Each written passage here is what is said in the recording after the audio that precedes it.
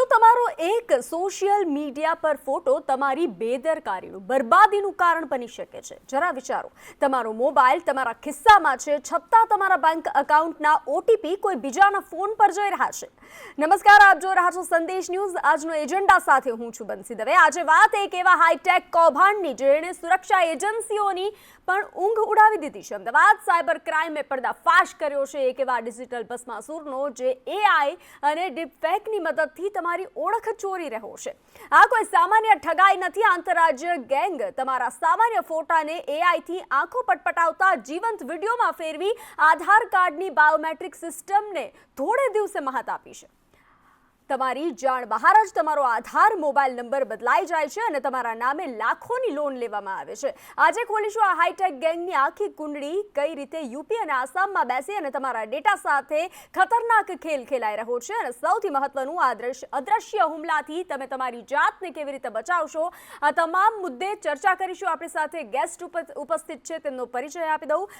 Cyber crime DCP Lavina Sinha આપણી સાથે ઉપસ્થિત છે અને સાયબર એક્સપર્ટ ઉજ્જવલ પટેલ આપણી સાથે જોડાઈ ચૂક્યા છે.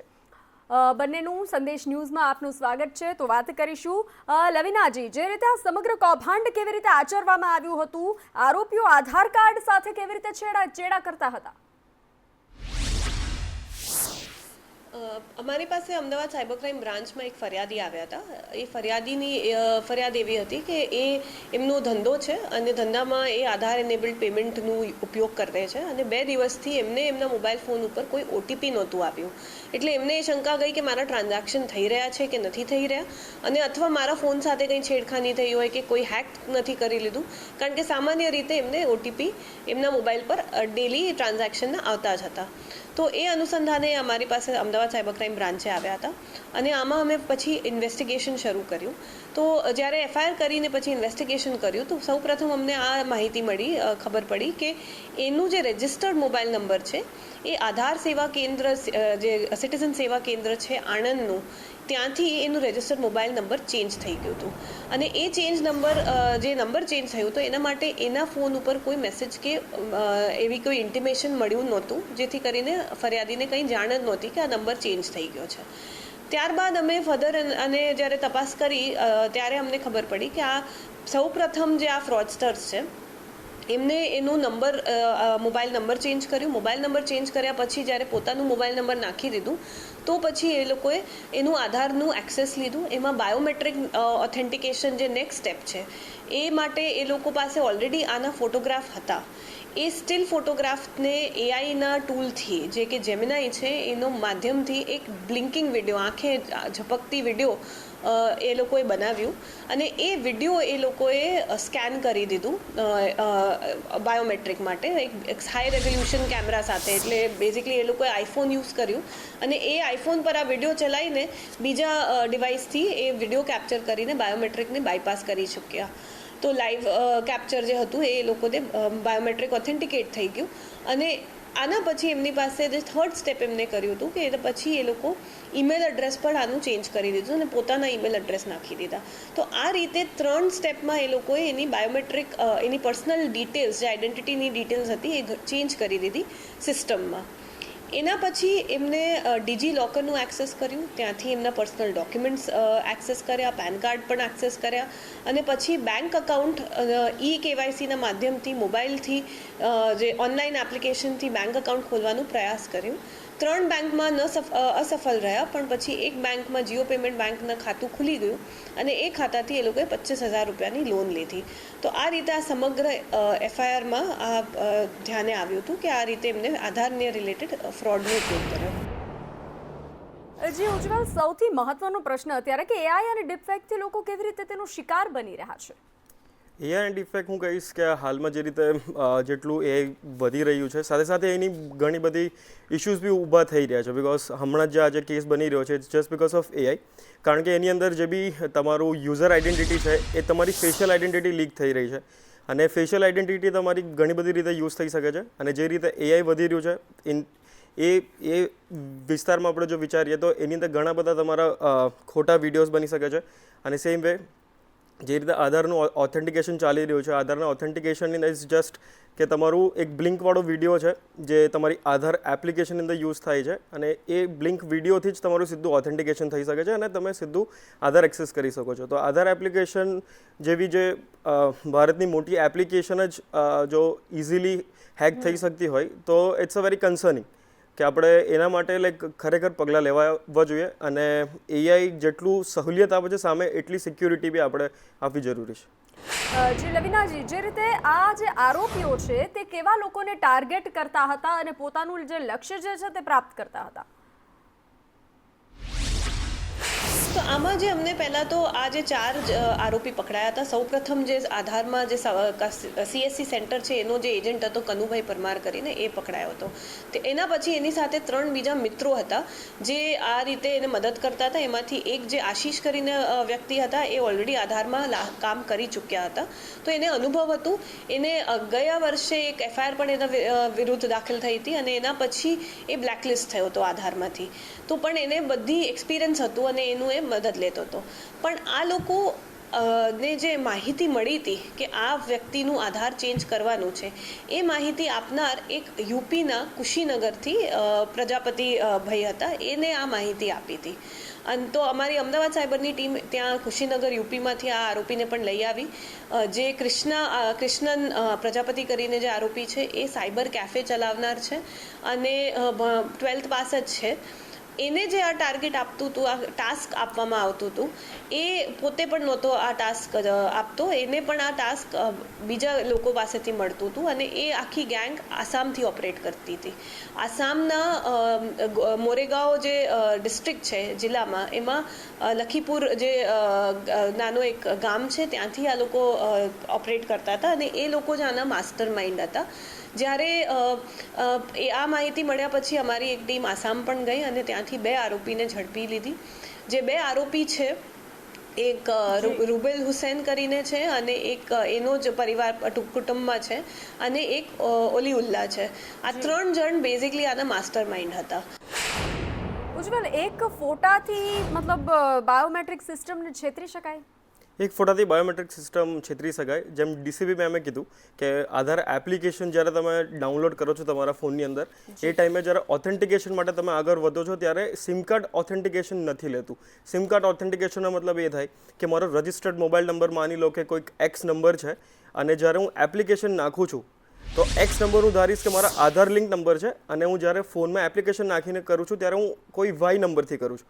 હવે એ Y નંબર નાખ્યા પછી સિમ કાર્ડ વેલિડેશન નથી કે સિમ કાર્ડ ફોનમાં છે કે નહીં. નેક્સ્ટ સ્ટેજ એ તમારું સીધું ફેસ બાયોમેટ્રિક્સ યુઝ કરશે. હવે ફેસ બાયોમેટ્રિક્સ જ્યારે તમે આધાર બનાવવા જાઓ છો ત્યારે તમારો ફોટો પાડવામાં આવે છે, એની જોડે તમારા કેટલાક પિક્સેલેટ મેચ કરે અને ઇવેન્ચ્યુઅલી તમને બાયોમેટ્રિક્સ પાસ કરીને આધારની એક્સેસ આપી દે એપ્લિકેશનની અંદર. હવે એપ્લિકેશનની અંદર જ એટલી બધી એક્સેસ છે કે તમે ત્યાંથી સીધો તમારો ફોન નંબર ચેન્જ કરી શકો છો. હવે ડાયરેક્ટ તમે જ્યારે ઓથોરાઇઝ થઈ ગયા છો આધાર યુઝ કરવા માટે, ત્યારે ફોન નંબર ચેન્જ કરો તમને કોઈ જાતનું વેલિડેશન પણ નથી, બિકોઝ તમે ઓલરેડી એક લેજિટિમેટ યુઝર છો. લેજિટિમેટ કહું છું એનો મતલબ કે તમે જ સાચા યુઝર છો. હવે જે રીતે ટીમે જે બી ફ્રોડસ્ટર ટીમ છે એ લોકોએ આ જ બાયોમેટ્રિક્સનો વિડીયો બનાવ્યો. લાઈક એક કોમન ફેસ રોટેટ કરવાનું મોશન છે અને બ્લિંક કરવાનું મોશન છે. જસ્ટ દેટ મોશન એ લોકોએ AI જોડે, જેમિનાઈ જોડે બનાવી અને એ વિડીયોને ખાલી પુશ કર્યો છે એપ્લિકેશનમાં, અને એપ્લિકેશન પાસે કોઈ જાતનું પાછળ બેકએન્ડમાં વેલિડેશન નથી અને એ વસ્તુ પાસ થઈ ગઈ છે. દેટ્સ વાય આધાર હેક થયું છે અને પછી આગળના ફ્રોડ થયા છે. જી લવિનાજી, જે રીતે આધાર બાયોમેટ્રિક લોકની વાત કરવામાં આવે તો ઘરેથી આધાર બાયોમેટ્રિક લોક કેવી રીતે કરી શકાય? આમાં જે અમને પ્રિકોશનરી રૂપ કે આનાથી ફ્રોડથી બચવા માટે જે ધ્યાને આવે છે, એક તો આ લોકો નાના અમાઉન્ટના પૈસાનું જ ટ્રાન્ઝેક્શન કરતા હોય છે. જે લોન પણ લીધી એમને 25-50 હજારની જ લીધી, કારણ કે મોટા અમાઉન્ટમાં વધારે ડોક્યુમેન્ટ્સની જરૂર છે. તો ખાસ કરીને એક તો બેંક સાથે એ આપણે ચેક કરતા રહેવું જોઈએ કે આપણા નામે કોઈ એવી રીતે લોન નહીં થઈ ગઈ હોય. બીજું કે બાયોમેટ્રિકનું જે યુઝ આમાં થયું છે, તો બાયોમેટ્રિક લોકની સુવિધા આધારમાં છે અને આપણે આધાર એપ્લિકેશન જે છે, આધારની એપ્લિકેશન છે, એમાં એક આ ફીચર બાયોમેટ્રિક લોકનું છે. 1 મિનિટથી વધારે ટાઈમ નથી લાગતું આને ઓન કરવા માટે, પણ હું કહીશ કે બધાને કે આ બાયોમેટ્રિક લોક કરી દેવું જોઈએ. અને ત્રીજું જે આમાં આપણને ખ્યાલ આવે છે કે ઘણા ઓપન સોર્સમાં આપણી વિગતો હોય છે. જે આસામના બધા જે ફ્રોડસ્ટર છે એમને આ બધી ઓપન સોર્સમાં માહિતી બધી ભેગી કરી તો આખું પિક્ચર મળી ગયું એમને. ફોન નંબરથી લઈને આધાર નંબરથી લઈને તમારું પેન કાર્ડ મળી ગયું અને ફોટો પણ મળી ગયો. તો આપણા સોશિયલ મીડિયા પ્રોફાઇલ્સ છે અને અનેક બીજા ડોક્યુમેન્ટ્સ છે જેની વિગત અમે શેર કરતા હોઈએ છીએ, તો સેફ પ્લેટફોર્મ પર જ શેર કરવી જોઈએ. એક ત્રીજું પોઈન્ટ છે જે આનાથી આવા ફ્રોડ્સથી બચી શકે છે, પણ ખાસ કરીને આધારમાં બાયોમેટ્રિક લોક કરવું જોઈએ. હજી ઉજ્જવલ, જે રીતે વાત કરીએ કે આધારમાં મોબાઈલ નંબર વગર મોબાઈલ નંબર ઓટીપી કેવી રીતે કરી શકાય? હવે ઓટીપીનું સિસ્ટમ એપ્લિકેશનમાં એવી રીતે છે કે જો તમે બાયોમેટ્રિકથી લોગિન કરી રહ્યા છો, લાઈક જસ્ટ તમારા ફેસથી, તો એ સીધું તમને લોગિન કરી દે છે. એ તમારા રજિસ્ટર્ડ મોબાઈલ નંબરની ઉપર કોઈ જાતનો ઓટીપી મોકલતું નથી. એટલે એ ફર્સ્ટ સ્ટેજ એ છે કે એપ્લિકેશનની અંદર એ ફ્લો હતો, એનાથી એપ્લિકેશન લેવલ પર લોકોના આધારની એક્સેસ લઈ શકતા હતા. હવે અધર હેન્ડ CS જે એ લોકોના જે કોમન સર્વિસ સેન્ટર્સ છે, તો કોમન સર્વિસ સેન્ટર્સ પર બી એ લોકો જોડે પ્રિવિલેજીસ અકાઉન્ટ્સ હોય. એટલે એવી કીટ જ એ લોકો જોડે હોય કે તમારું કશું બ્લોક થઈ ગયું છે તો તમારું સીધું અકાઉન્ટ ખોલીને આપી શકે છે. હવે જો કોમન સર્વિસ સેન્ટર પરના જે મશીન્સ છે એ જ સેફ ના હોય તો એ પ્રોબ્લેમેટિક છે. We need to look into it. ત્યાં જ પહેલું તો બાયોમેટ્રિક હોવું જોઈએ કે જે બધી કિટ્સ છે ઓથોરાઇઝ લોકો જ એક્સેસ કરી શકે. ત્યાં બાયોમેટ્રિક્સ હોય તો આ બધી વસ્તુઓ થવી પોસિબલ નથી, કારણ કે હ્યુમન ઇન્ટરએક્શન વગર ઘણા બધા હેક્સ પોસિબલ નથી. જી લવિનાજી, જે રીતે વાત કરીએ કે સિસ્ટમ સુરક્ષાની વાત કરીએ, શું આધારમાં લાઇવનેસ ડિટેક્શન AI ડિફેક્ટથી સુરક્ષિત છે ખરું?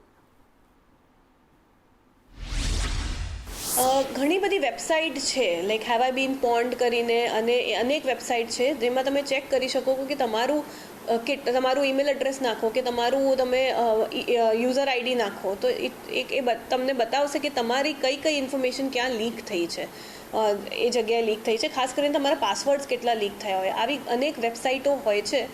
હેવ આઈ બીન પોન્ડ એક રૂટીનમાં વેબસાઇટ છે જે યુઝ કરી શકે, તો એ જોઈ શકાય છે. એ કોઈ પણ યુઝ કરી શકે છે અને એમાં જે પણ જગ્યાએ પાસવર્ડ લાગતા હોય, લીક થયા હોય, તો એ આપણે પાસવર્ડ ચેન્જ પણ કરી શકીએ છીએ. જી ઉજ્જવલ, આધાર સિમ ફ્રોડથી બચવા સામાન્ય લોકો શું સાવચેતી રાખે? સામાન્ય લોકોએ હું કહીશ કે સાવચેતી રાખવા માટે પહેલાં તો અવેરનેસ છે કે જ્યારે બી આવા કોઈ ફ્રોડસ્ટર્સ કે સ્કેમર્સ હોય છે એ લોકો પહેલી તો અર્જન્સી ક્રિએટ કરે છે કે લાઈક તમારે આ કરી દેવું જોઈએ, નહીં તો આ થઈ જશે, આ કરી દેવું જોઈએ, આ થઈ જશે. કાં તો એ લોકો તમારી જોડે લાઈક મેન્ટલી રમશે કે જેની અંદર કહેશે કે like some problem is there, તો અર્જન્સી ક્રિએટ કરશે. કાં તો એ લોકો એક નીડ ઊભી કરશે કે તમારા એક્સ ફ્રેન્ડ કાં તો વાઈફ, એવી રીતે બધી નીડ્સ ઊભી કરશે. તો આપણે એ ટાઈમે like need to B aware કે યાદ રાખીને કે ભાઈ આ ફેક કોલ બી હોઈ શકે છે. તો સિમ્પલ ફંડા કહીશું, ઝીરો ટ્રસ્ટ પોલિસી. ઝીરો ટ્રસ્ટનો મતલબ કે આપણે કોઈના પર વિશ્વાસ કરવાની જરૂર નથી જ્યારે તમે ફોન પર વાત કરો છો, બિકોઝ બધા હેક્સ હમણાં કરંટ માર્કેટ્સમાં થાય છે એ વિશિંગ અને સ્મિશિંગથી જ થાય છે, અને તેના માટે આપણે જ પગલાં લેવાની જરૂર છે. તો ઝીરો ટ્રસ્ટ પોલિસી બેઝિકલી. જી લવિનાજી, સરકાર આને રોકવા માટે શું કરી રહી છે, શું સાવધાની રાખી રહી છે, અત્યારે કયા પ્રકારના પગલાં લઈ રહી છે?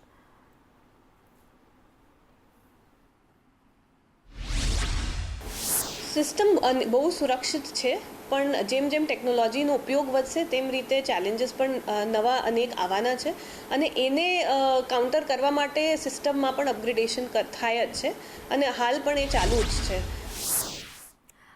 જી ઉજ્જવલ, જે રીતે ઓટીપી આવવાનું બંધ થઈ જાય તો તરત શું કરવું જોઈએ?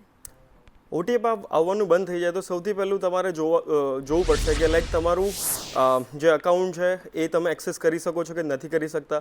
જો તમે અકાઉન્ટ એક્સેસ નથી કરી શકતા તો સીધું પહેલાં તો સાયબર સેલને રિપોર્ટ કરો, બિકોઝ સાયબર સેલ તમને એ વસ્તુમાં હેલ્પ કરી શકે છે. તો first step would be cyber cell. ખાસ કરીને લોકો પોતાની ડિજિટલ ઓળખને કેવી રીતે સુરક્ષિત રાખી શકે ઉજ્જવલ? કયા પ્રકારની સાવધાની રાખવી જોઈએ? From a cyber expert point of view હું કહીશ કે તમે જે બી જગ્યાએ લોગિન કરો છો એ કેટલી ટ્રસ્ટવર્ધી એપ્લિકેશન્સ છે, તમે કેટલો વિશ્વાસ કરી શકો છો, કેટલી ઇન્ફોર્મેશન એ લોકો માંગી રહ્યા છે, બેઝડ ઓન દેટ આપણે બધી પોલિસી વાંચ્યા પછી જ એ એપ્લિકેશનનો યુઝ કરવો જોઈએ. આપણે અત્યારે જો વિચારીએ કે શું આજે અત્યારે જે ઘટના બની રહી છે CSC આધાર ઓપરેટરની મિલીભગત વગર આવું થઈ શકે છે ખરું, શક્ય છે ખરું? શક્ય છે, કારણ કે આધારની જે એપ્લિકેશન છે એ એપ્લિકેશન પર એવો એક ફ્લો દેખાઈ રહ્યો છે હાલમાં. બટ CSC જે રીતે મિલીભગતમાં છે એ રીતે હું કહીશ કે એના વગર બી પોસિબલ નથી, બિકોઝ ત્યાંથી સીધું સુપર એડમિન એક્સેસ છે. સુપર એડમિન કહું ત્યારે જેટલી બી એપ્લિકેશન્સ આપણે યુઝ કરીએ છીએ એ એપ્લિકેશનમાં અલગ અલગ રોલ્સ હોય છે, કે એક એડમિનનો રોલ હશે જે બધું એક્સેસ કરી શકે, એક આપણે એન્ડ યુઝરનો રોલ હશે, એડમિનની ઉપર એક સુપર એડમિન હોય છે બધું જ કંટ્રોલ કરી શકે છે. તો જે CSC છે એ લોકો જોડે એક સુપર એડમિન એક્સેસ છે કે જે બધું એક્સેસ કરી શકે છે. જો તમારો આધાર બ્લોક થયો છે તો એ લોકો ઓપન કરી શકે છે. તો એ લોકો જોડે એવા પ્રિવિલેજીસ છે તો ત્યાં બી રિસ્ટ્રિક્શન મૂકવા જરૂરી છે. તો CSC વગર આ પોસિબલ તો નથી. એટલે શું આધાર ઓથેન્ટિફિકેશનની વાત કરીએ, સિસ્ટમની વાત કરીએ તો વધુ કડક સુરક્ષા અત્યારે જરૂરી છે જે રીતે આવી ઘટનાઓ સામે આવી રહી છે? યસ, હું કહીશ કે આ બહુ જ જરૂરી છે, બિકોઝ આધાર આપણા ઇન્ડિયા માટે એક યુનિક આઈડેન્ટિટી બની રહી છે. બિકોઝ તમે જ્યાં બી જાઓ છો, લાઈક બેંકમાં તો આધાર ઇઝ ઇમ્પોર્ટન્ટ. તમારા કોઈ બી ફાઇનાન્શિયલ રિલેટેડ કોઈ બી ટ્રાન્ઝેક્શન્સ છે તો એની અંદર આધાર ઇમ્પોર્ટન્ટ બની રહ્યું છે. તો આઈ વુડ સે કે આધારને સિક્યોર કરવું ઘણું જરૂરી છે, ઘણું ઇમ્પોર્ટન્ટ છે. અને જો આધારને એક યુનિક આઈડેન્ટિટી બનાવવા માંગતા હોય તો એને આપણે બહુ કોમનલી યુઝ ના કરવું જોઈએ. એના માટે એક ડિજિટલ પ્લેટફોર્મ સિક્યોર બનાવવું જોઈએ, બિકોઝ આ બધા જે ડેટા છે સૌથી વધારે ઝેરોક્સવાળા જે હોય છે ત્યાંથી લીક થઈ શકે છે, કાં તો તમે કોઈ સિમ કાર્ડ લેવા ગયા છો ત્યાં તમે ઝેરોક્સ આપો છો, આ બધી જગ્યાથી ડેટા ઇઝીલી લીક થઈ શકે છે અને મિસયુઝ બી થઈ શકે છે. તો એને ડિજિટલી કન્વર્ટ કરવું જરૂરી છે. જી લવીનાજી, જે રીતે આ પૂરું કૌભાંડ બહાર આવ્યું, એક OTPથી આ પૂરું કૌભાંડ બહાર આવ્યું, તો લોકોમાં OTP આવવાના ફોનમાં બંધ થઈ જાય છે, તો તે કયા પ્રકારના તેમને પગલાં લેવા જોઈએ, શું કરવું જોઈએ? તો આમાં બે માધ્યમથી આપણે આવા ફ્રોડ્સને રોકવાનો પ્રયત્ન કરી રહ્યા છે. એક તો જ્યારે અવેરનેસ માટે, જેમ કે બાયોમેટ્રિક લોક કરવાની જે અવેરનેસ છે અને તમારી પર્સનલ પ્રોફાઇલ, પર્સનલ ડિટેલ્સ સુરક્ષિત રાખવા માટે જે આપણે પ્રિકોશન્સ લેવાની જરૂર છે એની અવેરનેસ અમે સ્પ્રેડ કરતા જ હોઈએ છીએ, જાગૃતતા કરતા હોઈએ છીએ. બીજું છે કે આવા જો ક્રાઇમ થતા હોય છે તો એને છેક સુધી અંજામ પહોંચવાનું. એક એવું નથી કે એજન્ટને પકડીને આપણે, જેમ ગુજરાતના જે આરોપી અમને મળે અને એના પછી ટીમ આપણી બંધ થઈ જાય ને ઇન્વેસ્ટિગેશન બંધ થાય, પણ છેક સુધી માસ્ટર માઇન્ડ જે આસામના એ ગામમાં હતા, એકદમ નાનકડા એવા ગામ જે આટલા મીલો દૂર છે, ત્યાંથી પણ આપણે આરોપી પકડીએ છીએ, જેથી આખું સિન્ડિકેટ એકવાર બહાર આવે અને એમની ફ્રોડની પદ્ધતિ પણ લોકો સામે બહાર આવે અને લોકો જાગૃત થાય ને આવા ફ્રોડને સમક્ષ થોડુંક સુરક્ષા રાખી શકીએ અને ઇવન સિસ્ટમ પણ એ રીતે સુરક્ષા કરી શકે છે. તો એ તરીકેના આપણા પ્રયત્નો હોય છે. જો OTP આવવાના બંધ થઈ જાય તો પહેલાં તો એને ચેક કરવું જોઈએ કે એના ટેકનિકલ એરર કે ફોનમાં કોઈ ઇશ્યુ છે, પહેલાં એ રૂલ આઉટ કરવું જોઈએ. અને જો એવું લાગતું હોય તો પછી નજીકના પોલીસ સ્ટેશનમાં જઈને સંપર્ક કરી શકે છે. આધારના કેન્દ્રમાં પણ જઈને તમે પૂછી શકો છો. તમારા નજીકમાં જે સેવા કેન્દ્ર છે એમાં જઈને જોઈ શકો છો કે તમારું આધારમાં કંઈ ડિટેલ્સમાં છેડખાની તો નથી થઈ, બાયોમેટ્રિક કંઈ કોઈએ ચેન્જ નથી કર્યું. તો આ એક ઓપ્શન છે જે તમે કરી શકો છો અને પોલીસને જાણ કરી શકો છો. જી ઉજ્જવલ, AI આધારિત જે સાયબર ફ્રોડ થઈ રહ્યા છે તે આગામી સમય માટે કેટલો મોટો ખતરો છે? હું કહીશ મોટો ખતરો છે, બિકોઝ એના લીધે ઘણી બધી તકલીફો ઊભી થઈ શકે છે. માની લો કે આજે જ હું એક ન્યૂઝ ચેનલ પર બેઠો છું અને એના પર જે વસ્તુ મેં બોલી નથી એ વસ્તુ કોઈ ડીપ ફેક વિડીયોથી બોલીને બતાવી દે અને એ વાયરલ થઈ જાય તો it would be N issue, right? તો AI અને જે રીતે આખું સાયબર વર્લ્ડ વધી રહ્યું છે એના માટે એને સિક્યોર કરવું ઇટ્સ વેરી ઇમ્પોર્ટન્ટ. અને આપણે જ જોયું છે કે ઇન્સ્ટાગ્રામ, ફેસબુક પર જે રીતે નરેન્દ્ર મોદી સાહેબના બી આપણા જે ડીફેક બધા વિડીયોઝ બન્યા છે તે હાલમાં તો કોમેડી હતા, મગર એના માટે કોઈ પોલિટિકલ એંગલ શોધીને કોઈ ફેક વિડીયો બનાવી દે અને એના માટે જો આપણી પાસે સિક્યુરિટી ના હોય તો એ ઘણા પોલિટિકલ કન્સર્ન બી ઊભા કરી શકે છે. જી ઉજ્જવલ, લવીનાજી, આપ સંદેશ ન્યૂઝ સાથે જોડાયા, આપનો ખૂબ ખૂબ આભાર. તો આ માત્ર કૌભાંડ, પૈસાની ચોરી નથી, પણ તમારી ડિજિટલ ઓળખ પરનો હુમલો છે. ટેકનોલોજી જેટલી આપણને સુવિધા આપે છે એટલી જ સાવધાની પણ માંગી લે છે. અમદાવાદમાં સાયબર ક્રાઇમે આ ગેંગને પકડી અને લાલ બત્તી ધરાવી છે. તો હવે આ બાયોમેટ્રિક પણ સુરક્ષિત નથી. જો તમે બેદરકાર રહ્યા તો યાદ રાખજો, સાયબર ગુનેગારો તમારાથી એક સ્ટેપ આગળ છે, પણ તમારી જાગૃતિ એ જ આ ડિજિટલ દુનિયામાં તમારી સૌથી મોટી સુરક્ષા છે. જો તમારી સાથે કંઈ આવું બને છે તો વિલંબ કર્યા વગર 1930 પર કોલ કરો અને સતર્ક રહો.